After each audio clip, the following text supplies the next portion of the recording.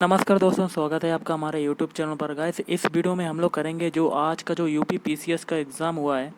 तो मुझे पूरा पेपर मिल चुका है। मैं आपको 2 पार्टों में इसका पूरा सॉल्यूशन प्रोवाइड करवाने वाला हूं। दोस्तों, जितने भी मुझे क्वेश्चन पता है मैं सारे के सारे आपको आंसर बताऊंगा। और हो सकता है वो क्वेश्चन आपके कुछ गलत भी हो सकते हैं, लेकिन आपको मैं एक्सपेक्टेड आंसर की बताने वाला हूँ कि इसका आंसर क्या हो सकता है। ओके, तो आप टेंशन मत लीजिएगा। मैं इसकी जो शुद्ध कुंजी है, मतलब शुद्ध उत्तर है, उत्तर माला, मैं आपको जल्दी प्रोवाइड करवा दूंगा। ओके, क्वेश्चन कैसे आए थे उस हिसाब से मैं आपको आंसर बताने वाला हूँ। तो वीडियो स्टार्ट करने से पहले आपको एक बात कहना चाहूँगा कि जिन दोस्तों ने चैनल को सब्सक्राइब नहीं किया तो प्लीज़ चैनल को सब्सक्राइब कर लीजिएगा और पास में जो बेल आइकन होता है उसको भी ज़रूर दबा लें, ताकि आने वाले टाइम में आपको वीडियोस की जो नोटिफिकेशन होती है वो टाइम टू टाइम मिलती रहे। चलिए स्टार्ट करते हैं आज का वीडियो। देखिए, आज के सेशन में पहला क्वेश्चन है, 29 जुलाई 2020 को भारत के केंद्रीय मंत्रिमंडल द्वारा स्वीकृत नई राष्ट्रीय शिक्षा नीति के संबंध में निम्नलिखित कथनों पर विचार करना है। और आगे क्या कहता है कि सही कूट के द्वारा आपको सही कथन बताना है। इसका देखिए आंसर हो सकता है ऑप्शन ए वाला, मतलब केवल एक वाला हो सकता है। तो पहला क्या है, यह डॉक्टर के कस्तूरी रंगन की अध्यक्षता वाली समिति द्वारा तैयार की गई थी। अगला आपका क्वेश्चन है, कश्मीर घाटी स्थित है। तो गाइस देखिए, इसका आंसर हो सकता है ऑप्शन बी, पीर पंजाल और हिमाद्री पर्वत श्रेणियों के मध्य। अगला आपका क्वेश्चन गाइस है, निम्नलिखित में से किस राज्य संघ राज्य क्षेत्र द्वारा 7 अगस्त 2020 को विद्युत चालित वाहन नीति की घोषणा की गई। तो गाइस इसका आंसर आपको कमेंट करके बताना कि इसका आंसर क्या हो सकता है। तो गाइस मेरे हिसाब से इसका आंसर हो सकता है ऑप्शन ए वाला, मध्य प्रदेश। अगला आपका क्वेश्चन गाइस बनता है, यमुना नदी के निम्नलिखित सहायक नदियों पर विचार कीजिए और उन्हें पश्चिम से पूर्व की ओर क्रम से व्यवस्थित कीजिए। और आगे कहता है कि नीचे दिए गए कूट से सही उत्तर को चयन करना है। इसका आंसर आपको कमेंट करके बताना। ओके गाइस, देखिए अगला क्वेश्चन आया था करंट अफेयर्स का कि निम्नलिखित में से किस भारतीय फाउंडेशन ने अगस्त 2020 में फूड विजन 2050 पुरस्कार प्राप्त किया। इसका आंसर हो सकता है ऑप्शन सी, अडानी फाउंडेशन। अगला आपका क्वेश्चन है गाइस, निम्नलिखित में से कौन सा एक सही सुमेलित नहीं है। तो आपको गलत वाला बताना है। देखिए, देश है और दूसरे में लौह खनिज उत्पादक क्षेत्र है, तो इसका आंसर हो सकता है ऑप्शन सी वाला, गलत हो सकता है। ओके, आगे के क्वेश्चन देख लेते हैं। गाइस देखिए, अगला क्वेश्चन आया था, कोलकाता बंदरगाह से अगरतला के लिए पहली बार मालवाहक जहाज जुलाई 2020 में बांग्लादेश के निम्नलिखित में से किस बंदरगाह से होकर भेजा गया। इसका आंसर हो सकता है ऑप्शन डी, चट्टोग्राम या चिटगांव। अगला आपका क्वेश्चन है, विश्व के निम्नलिखित प्रदेशों में से किसमें खट्टे रसीले फूलों का उत्पादन बहुत विकसित है। इसका आंसर हो सकता है ऑप्शन डी, उष्णकटिबंधीय उच्च भूमि प्रदेश। अगला है, पृथ्वी विज्ञान मंत्रालय भारत सरकार द्वारा जुलाई 2020 में निम्नलिखित में से किसे पृथ्वी प्रणाली विज्ञान में लाइफ टाइम उत्कृष्टता पुरस्कार प्रदान किया गया है। इसका आंसर हो सकता है ऑप्शन डी, अशोक साहनी। अगला सूची को सूची 2 से सुमेलित कीजिए तथा सूचियों के नीचे दिए गए कोड का प्रयोग करते हुए सही उत्तर का चयन करना। सूची 1 में है आपके उष्णकटिबंधीय चक्रवात और सूची 2 में देश हैं और कोड के माध्यम से आपको बताना है। इसका आंसर हो सकता है ऑप्शन बी वाला। पहला देखिए, बैगुओ, इसका संबंध हो सकता है तीसरे से। ओके, तीसरे से हो सकता है फिलीपाइंस। फिर है हरिकेन, हरिकेन का हो सकता है चौथे वाले से संयुक्त राज्य अमेरिका। फिर है टाइफून, टाइफून का सभी को पता होगा दूसरे से चीन। फिर है बिली विलीज, ये हो सकता है पहला वाला, ऑस्ट्रेलिया। अगला है सुपोषण, या कह सकते हैं यूट्रोफिकेशन के संबंध में निम्नलिखित में से कौन सा कथन सही है। और कोड के माध्यम से आपको सही उत्तर का चयन करना है। ऑप्शन सी हो सकता है पहला और दूसरा दोनों। पहला क्या है, यह जल में घुलित ऑक्सीजन को कम करता है, और दूसरा है यह जल निकाय के पोषक तत्व संवर्धन की घटना है। ओके, अगला क्वेश्चन देख लेते हैं। आपका अगला क्वेश्चन आया था, डार्लिंग श्रृंखला ऑस्ट्रेलिया के निम्नलिखित तटों में से किस पर अवस्थित है। इसका आंसर हो सकता है ऑप्शन सी, पूर्वी तट। अगला आपका क्वेश्चन गाइस है, निम्नलिखित घटनाओं को उनके प्रारंभ के कालानुक्रम में व्यवस्थित कीजिए और नीचे दिए गए कोड से सही उत्तर को चुनना है। इसका हो सकता है ऑप्शन सी। पहले देखिए तीसरा आ सकता है वन्य जीव संरक्षण अधिनियम, और पहला है प्रोजेक्ट टाइगर और दूसरा है प्रोजेक्ट हाथी। उसके बाद चौथा आएगा जैव विविधता अधिनियम। अगला आपका क्वेश्चन है निम्नलिखित में से कौन सा महासागरीय धारा हिंद महासागर से संबंधित है। इसका आंसर गाइस हो सकता है ऑप्शन सी अगुलहास धारा। अगला है एक पारिस्थितिकी तंत्र के विभिन्न घटकों से होकर पोषक तत्वों का गुजरना कहलाता है। ऑप्शन बी हो सकता है जैव भूगर्भिक चक्र। अगला सूची 1 को सूची 2 से सुमेलित कीजिए तथा सूचियों के नीचे दिए गए कोड से सही उत्तर को चुनना है। सूची 1 में है नृजातीय समूह और सूची 2 में देश हैं और कोड के माध्यम से मिलान करना है। तो गाइस इसका आंसर मुझे नहीं पता है, लेकिन आप कमेंट करके बता सकते हैं। ओके, अगला है भारत में मिट्टी बचाओ आंदोलन कहाँ से प्रारंभ हुआ। ये क्वेश्चन आपका आया था। चलिए अगला क्वेश्चन देख लेते हैं।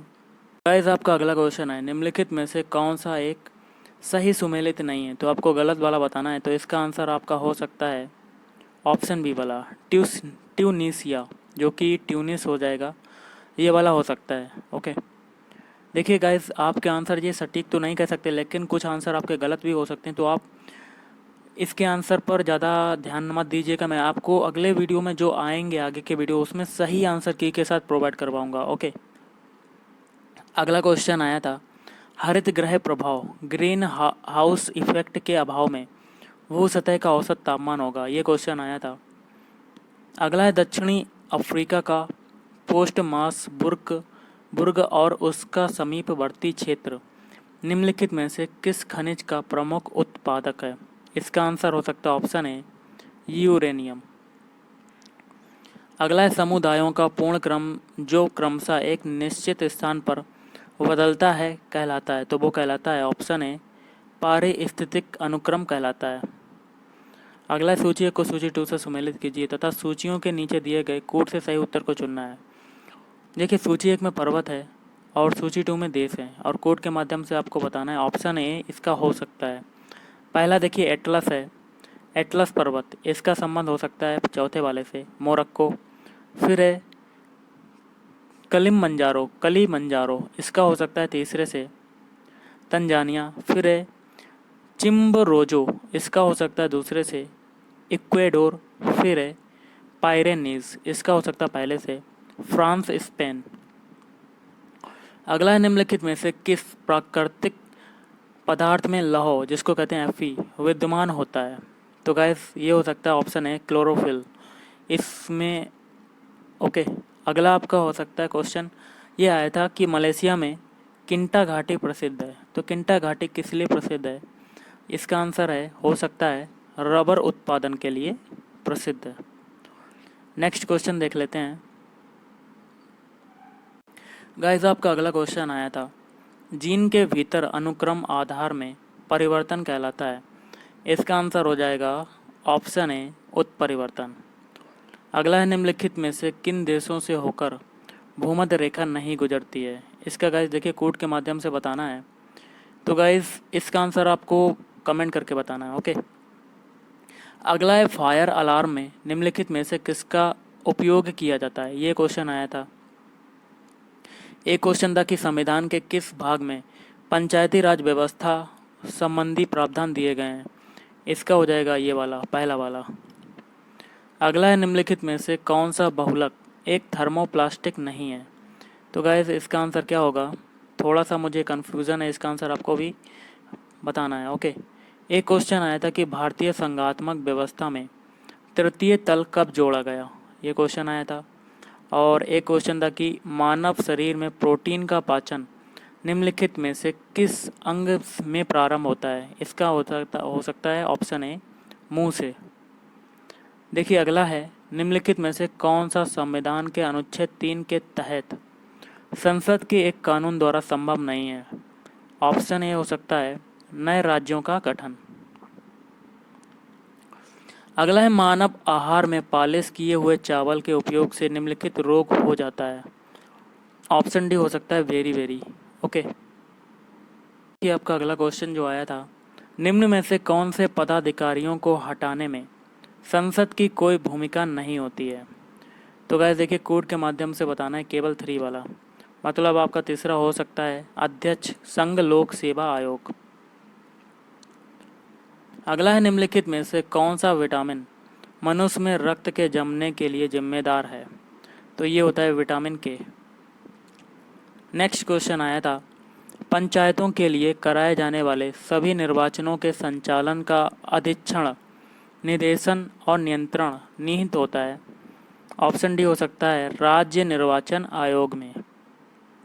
अगला है, मानव मस्तिष्क के बारे में निम्नलिखित कथनों पर विचार कीजिए और कोड के माध्यम से सही उत्तर चुनना है। इसका हो सकता है ऑप्शन सी।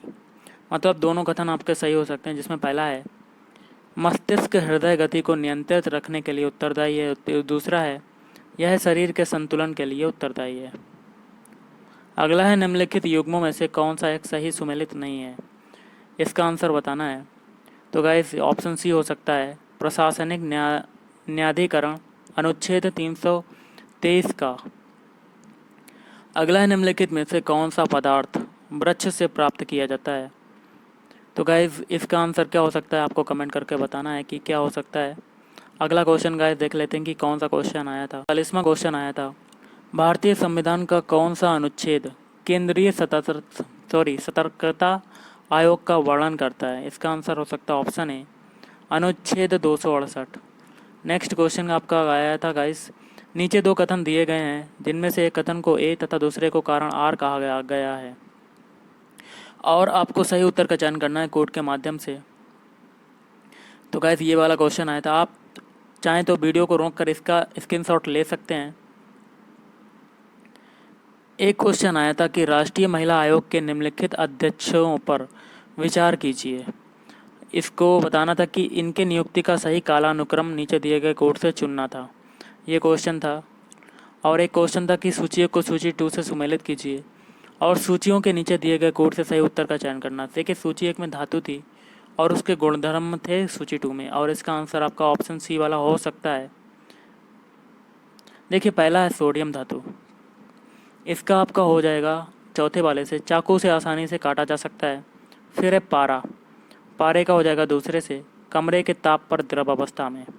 फिर है आपकी चांदी, इसका हो सकता है पहले वाले से, विद्युत का अच्छा सुचालक। फिर है सीसा जिसे कहते हैं लेड, तो इसका हो जाएगा ऊष्मा का कुचालक। अगले क्वेश्चन को देख लेते हैं जो कि पूछे गए। गाइस देखिए अगला क्वेश्चन आया था कि भारतीय संविधान के अनुच्छेद 371 र के अंतर्गत देश के किस क्षेत्र को विशेष स्थिति प्रदान की गई है। इसका आंसर हो सकता है ऑप्शन ए नागालैंड। और अगला आपका क्वेश्चन आया था, निम्नलिखित में से कौन सा कृत्रिम पदार्थ नहीं है। तो गाइस फाइब्राइन हो सकता है इसका आंसर। अगला है, निम्नलिखित में से कौन सा एक सही सुमेलित नहीं है। तो आपको गलत वाला बताना है। ऑप्शन सी हो सकता है भारत का महान्यायवादी, जो कि भाग इतना इतना हो जाएगा। ओके, बाकी के जो 3 हैं वो सही हो सकते हैं आपके। अगला आपका क्वेश्चन आया था, सूची 1 को सूची 2 से सुमेलित कीजिए तथा सूचियों के नीचे दिए गए कोड से सही उत्तर को चुनना है। सूची 1 में पदार्थ हैं और सूची 2 में अनुप्रयोग हैं और कोड के माध्यम से बताना है। इसका आंसर हो सकता है ऑप्शन सी वाला। पहला देखिए नीला थोथा, पहला नीला थोथा, इसका हो जाएगा दूसरे से कबकनासी। फिर है ईओसिन, इसका हो सकता है लाल स्याही तीसरे से। फिर है सिल्वर आयोडाइड, इसका हो जाएगा कृत्रिम वर्षा। फिर है जिंक फास्फाइड, इसका हो जाएगा चौथे वाले से कृंतकनाशी या रोडेंटनाशी। अगला है, भारतीय संसद की सबसे बड़ी समिति कौन सी है। इसका आंसर हो सकता है ऑप्शन बी प्राक्कलन समिति। नीति आयोग द्वारा दिसंबर 2019 में जारी सतत विकास लक्ष्यों भारत सूचकांक 2019-20 पर जारी रिपोर्ट के अनुसार उत्तर प्रदेश को निम्नलिखित वर्गों में से किसमें वर्गीकृत किया गया है। इसका हो सकता है ऑप्शन ए वाला आकांक्षी या एस्पिरेंट। ओके, देखिए आपका अगला क्वेश्चन जो आया था वो आपका इस प्रकार था कि भारतीय संविधान के कौन से अनुच्छेद नागरिकता से संबंधित हैं। इसका आंसर हो सकता है अनुच्छेद 5 से 11 तक। और अगला क्वेश्चन था कि उत्तर प्रदेश के निम्नलिखित नगरों में से कौन सा या से विरासत शहर विकास और वृद्धि योजना हृदय के अंतर्गत शामिल किया गया है? कोड के माध्यम से बताना है कि चारों हो सकते हैं ये वाराणसी, मथुरा, प्रयागराज और अयोध्या। ओके, नीचे दिए गए दो कथन हैं जिनमें से एक कथन को ए तथा दूसरे को कारण आर कहा गया है और कोड के माध्यम से बताना कि कौन सा सही है। देखिए, ऑप्शन ए हो सकता है ए तथा आर दोनों सही, लेकिन आर जो एक ही सही व्याख्या करता है। कथन देखिए, ए क्या है? भारतीय राजनीतिक व्यवस्था की प्रकृति में निरंतरता एवं परिवर्तन के तत्व मूर्त रूप में पाए जाते हैं। इसकी व्याख्या कारण आर करता है। भारतीय राजनीतिक व्यवस्था में निम्न राजनीतिक कार्यशैलियों जैसे आधुनिक शैली, परंपरागत शैली तथा संत शैली के तत्व समाहित हैं। अगला है, प्रजनन के प्रतिस्थापन स्तर तक पहुंचने के लिए जनसंख्या की कुल प्रजनन दर TFR क्या होनी चाहिए? इसका आंसर हो सकता है 2.3। नेक्स्ट क्वेश्चन था, राज्यों में मुख्यमंत्री सहित मंत्रिपरिषद में मंत्रियों की न्यूनतम संख्या क्या हो सकती है? इसका हो सकता है ऑप्शन बी 12 हो सकती है। नेक्स्ट क्वेश्चन देख लेते हैं कि अगला क्वेश्चन आया था, भारत में गरीबी के अनुमान हेतु निम्नलिखित में से कौन सा विधियों का प्रयोग किया जा रहा है? इसका हो सकता है ऑप्शन डी, मतलब पहला है सिर गणना विधि, कैलोरी ग्रहण और पारिवारिक उपभोग व्यय और प्रति व्यक्ति आय। ओके, नेक्स्ट आया था कि भारत के सर्वोच्च न्यायालय ने संविधान के आधारभूत ढांचे के सिद्धांत को स्पष्ट किया। इसका हो सकता है केशवानंद भारतीवाद 1973 में।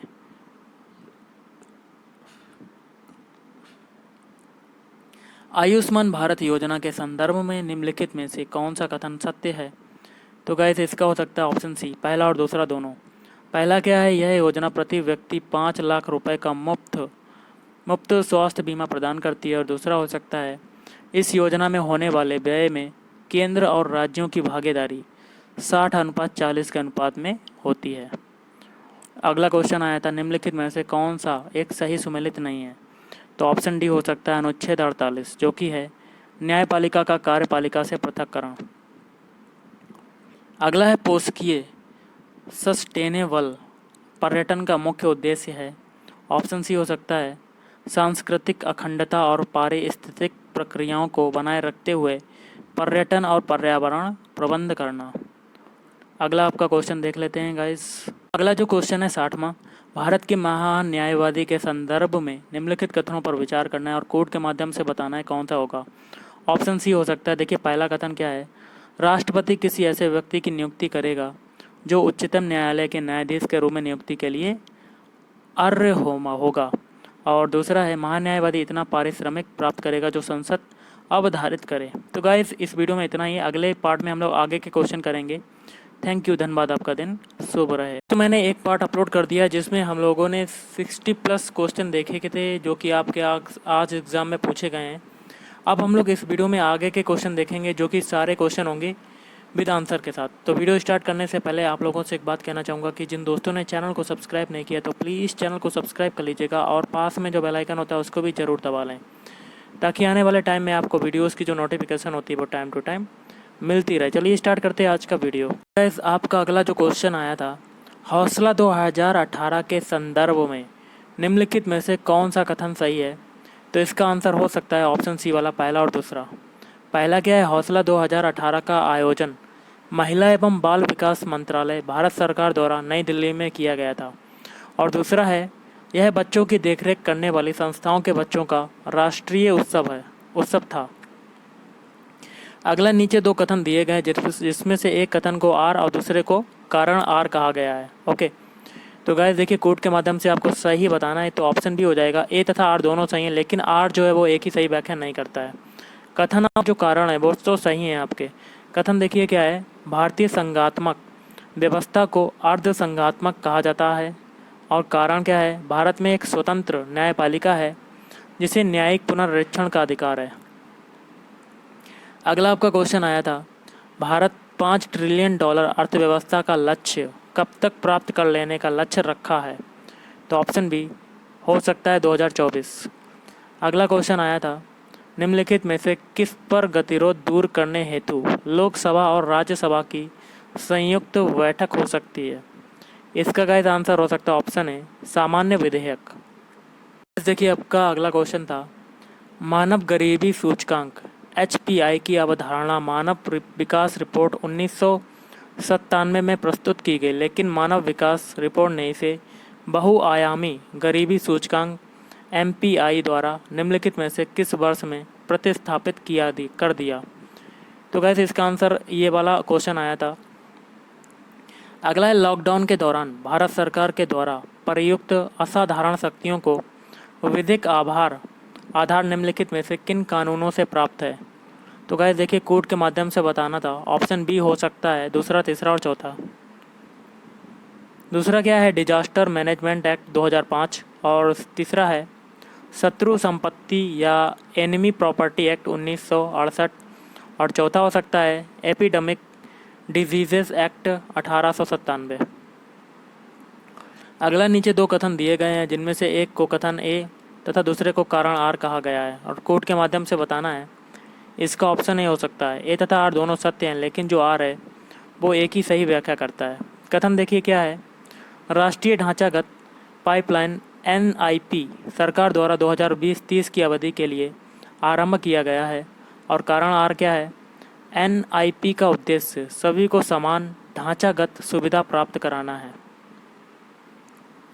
अगला, सूची 1 को सूची 2 से सुमेलित कीजिए और सूचियों के नीचे दिए गए कोड का प्रयोग करते हुए सही उत्तर का चयन करना है कोड के माध्यम से। सूची 1 में अनुच्छेद हैं, सूची 2 में उसके प्रावधान हैं। तो गाइस इसका आंसर हो सकता है ऑप्शन सी। तो देखिए, पहला है अनुच्छेद 61, इसका हो सकता है दूसरे से राष्ट्रपति पर महाभियोग। फिर है अनुच्छेद 67 खा, इसका हो सकता है तीसरे से उपराष्ट्रपति को हटाना। फिर है अनुच्छेद 94, इसका हो सकता है चौथे वाले से स्पीकर को हटाना। फिर है अनुच्छेद 90, इसका हो सकता है पहले से राज्यसभा के उपसभापति को हटाना। आपका अगला क्वेश्चन आया था, विश्व बैंक की ease of doing business report के संदर्भ में निम्नलिखित कथनों में से कौन सा सही है। तो गाइस इसका हो सकता है ऑप्शन है, केवल एक हो सकता है। पहला क्या है, देखिए पहला कथन जो कहता है ease of doing business report 2020 में भारत का 63वां स्थान है। नेक्स्ट क्वेश्चन देखते हैं, भारत की संविधान सभा ने निम्नलिखित में से किस तिथि को राष्ट्रीय ध्वज को अपनाया। इसका हो सकता है ऑप्शन सी 22 जुलाई 1947। अगला है, केंद्रीय बजट 2020-21 के द्वारा उत्कृष्ट कॉरपोरेट बांड में विदेशी पोर्टफोलियो निवेश की सीमा बढ़ा दी गई है। ये क्वेश्चन था। अगला, उत्तर प्रदेश में बायोटेक्नोलॉजी पार्क निम्नलिखित स्थानों में से कहाँ पर स्थित है। इसका हो सकता है option D Lucknow. Next question आया था, सूची 1 को सूची 2 से सुमेलित कीजिए तथा सूचियों के नीचे दिए गए कोड का प्रयोग करते हुए सही उत्तर को चुनना है। सूची 1 में योजना है और सूची 2 में क्या है, प्रारंभ वर्ष। कोड के माध्यम से बताना, ये क्वेश्चन आपका आया था। अगला है, विकास अनुवीक्षण और मूल्यांकन कार्यालय जो दीर्घकालिक नीति का अनुवीक्षण करता है निम्नलिखित में से किस कार्यालय के अंतर्गत आता है। इसका आंसर हो सकता है ऑप्शन डी नीति आयोग। देखिए आपका अगला क्वेश्चन आया था, निम्नलिखित में से कौन सा एक प्राकृतिक रूप में वायुमंडल में पाई जाने वाली ग्रीन हाउस गैस नहीं है। ऑप्शन डी हो जाएगा, हो सकता है का ओजोन।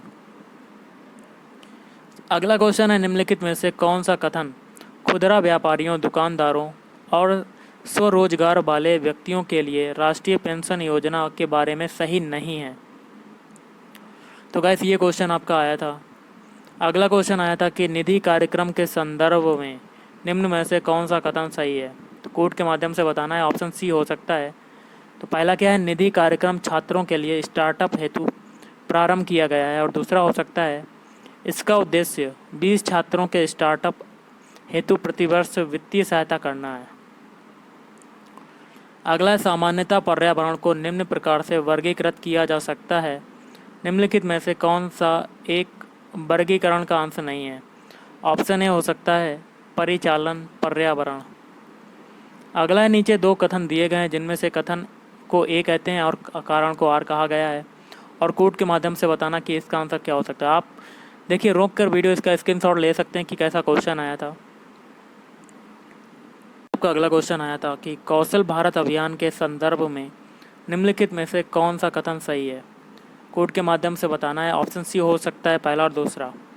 पहला है, कौशल भारत अभियान की शुरुआत प्रधानमंत्री ने जुलाई 2015 में की थी, और दूसरा हो सकता है इस अभियान का मुख्य उद्देश्य भारत के युवाओं को सूचना तकनीक में प्रशिक्षित करना था।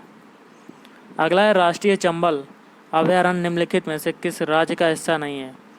इसका हो सकता है ऑप्शन सी हरियाणा। निम्नलिखित में से किस वंश के शासकों को पुराणों में श्री पर्वतीय कहा गया है। ये क्वेश्चन आया था। अगला है राष्ट्रीय स्वच्छ वायु कार्यक्रम केंद्र सरकार द्वारा किस वर्ष में प्रारंभ किया गया है।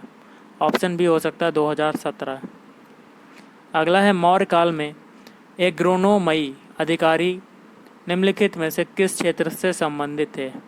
ऑप्शन ए हो सकता है माप और तौल। अगला है निम्नलिखित समितियों में से किसने मात्र पोषक तत्वों की आवश्यकता के आधार पर गरीबी रेखा का निर्धारण किया है। ये क्वेश्चन आया था कि आपका अगला क्वेश्चन था सूची को सूची 2 से सुमेलित कीजिए तथा सूचियों के नीचे दिए गए कोड से सही उत्तर को चुनना है।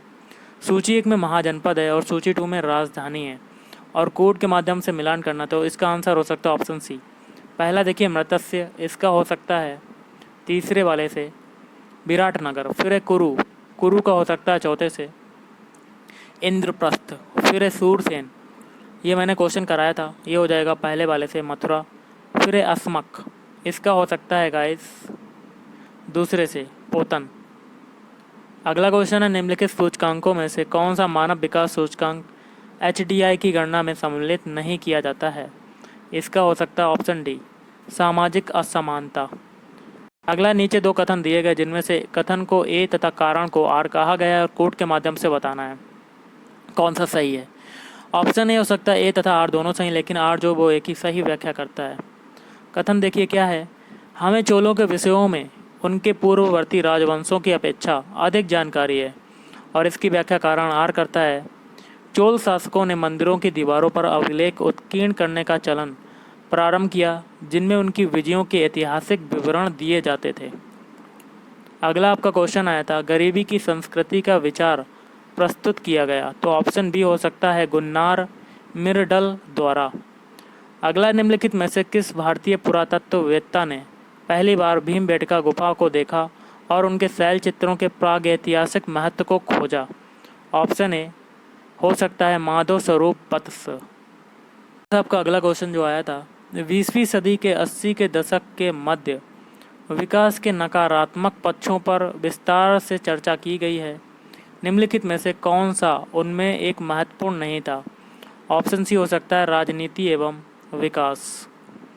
अगला है सूची को सूची 2 से सुमेलित कीजिए तथा सूचियों के नीचे दिए गए कोड से सही उत्तर को चुनना है। सूची 1 में है हड़प्पा स्थल और सूची 2 में संघ राज्य क्षेत्र और भारत के राज्य। इसका मिलान करना है। ऑप्शन बी हो सकता है पहला देखिए क्या है बालू, बालू का हो सकता है दूसरे से जम्मू एवं कश्मीर। फिर है मांडा, इसका हो सकता है तीसरे से हरियाणा। फिर है पाडरी, इसका हो सकता है चौथे से गुजरात। फिर है हुलास, इसका हो सकता है उत्तर प्रदेश। नेक्स्ट है उत्तर प्रदेश के कुल ऐसे शहरों को जो स्मार्ट सिटी योजना से आच्छादित हैं। ऑप्शन भी हो सकता है 12। निम्नलिखित कथनों पर विचार कीजिए और नीचे दिए गए कोड से सही उत्तर को चुनना है। तो गाइस ये क्वेश्चन आया था। अगला है वर्ष 1987 में संयुक्त राष्ट्र में पर्यावरण से संबंधित एक प्रतिवेदन की प्रस्तुति के उपरांत धारणीय विकास सस्टेनेबल डेवलपमेंट पर चर्चा आरंभ हुई। वह प्रतिवेदन था। ऑप्शन भी हो सकता है आवर कॉमन फ्यूचर। आपका अगला क्वेश्चन आया था भारत सरकार द्वारा 1919 में ILO के वाशिंगटन सम्मेलन में मजदूरों का प्रतिनिधि के रूप में निम्नलिखित में से किसे भेजा गया था। ऑप्शन ए हो सकता है BP वाडिया। अगला आया था अटल नवोन्मेष मिशन AIM किस विभाग की प्रमुख पहल है। ये हो सकता है ऑप्शन बी नीति आयोग।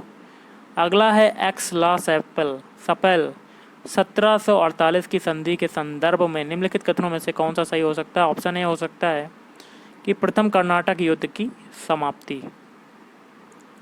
अगला क्वेश्चन आया था कि वर्ष 1962 में प्रकाशित पुस्तक साइलेंट स्प्रिंग जिससे विश्व के पर्यावरणीय आंदोलन को गति मिली के लेखक हैं। इसका क्या हो सकता है, ये क्वेश्चन आया था। अगला सूची को सूची 2 से सुमेलित कीजिए तथा सूचियों के नीचे दिए गए कोड से सही उत्तर को चुनना है। ऑप्शन सी हो सकता है। ओके, पहला देखिए क्या है, भारतीय शस्त्र अधिनियम, इसका हो सकता है 1876। फिर है शाही पद अधिनियम, इसका हो सकता है 1878। फिर है भारतीय उच्च न्यायालय अधिनियम, इसका हो सकता है 1869। फिर भारतीय विवाह विच्छेद अधिनियम, ये हो सकता है 1861। देखिए एक क्वेश्चन आया था कि समन्वित बाल विकास परियोजना के अंतर्गत निम्नलिखित में से कौन सा एक सम्मिलित नहीं है, तो ऑप्शन डी हो सकता है परिवार नियोजन। अगला क्वेश्चन आया था सिक्किम का भारत में विलय किसने किया, तो लॉर्ड डलहौजी हो सकता है।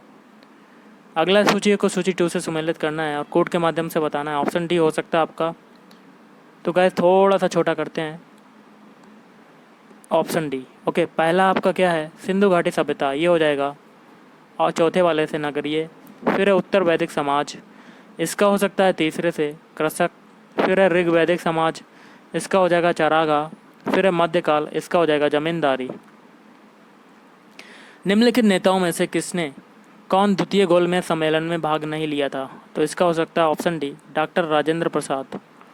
अगला का एक क्वेश्चन आया था कि उत्तर प्रदेश के कानपुर और लखनऊ नगर किस भारतीय जनगणना वर्ष में 10 लाखीय नगर बने, ये क्वेश्चन आया था आपका। क्वेश्चन और है, नीचे 2 कथन दिए गए जिसमें से एक को कथन ए और कारण को आर कहा गया है और कोड के माध्यम से बताना है, ऑप्शन बी हो सकता है।